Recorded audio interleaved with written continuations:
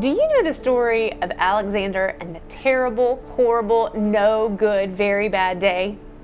In that story, the main character thinks that everything in his life is going wrong. I'm just going to read just the first page. It says, "I went to sleep with gum in my mouth, and now there's gum in my hair.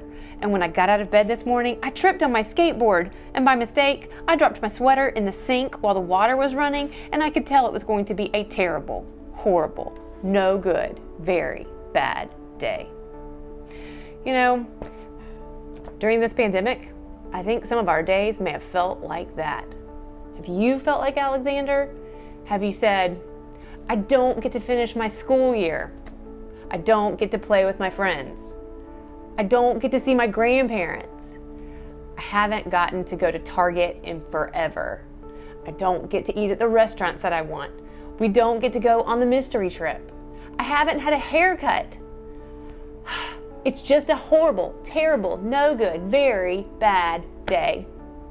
Well, it's really kind of been tough, but our Bible verse today was written to the people of God when they found themselves in the middle of a pretty terrible, horrible, no good, very bad time.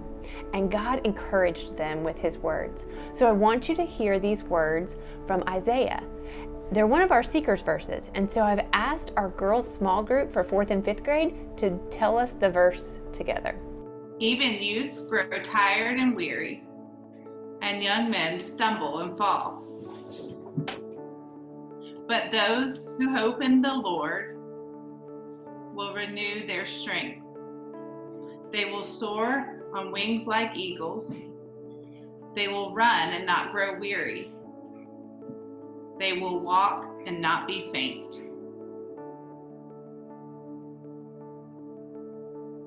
Have you felt yourself being tired and weary in this pandemic? Maybe you've wanted to break the rules a bit or quit following the instructions of our healthcare professionals and leaders.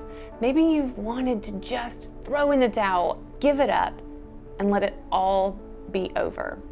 Well, our scripture reminds us that God will give us strength, that God will help us to have renewed strength, that we'll be able to soar on wings like eagles, that we'll be able to run and not grow weary, and walk and not be faint.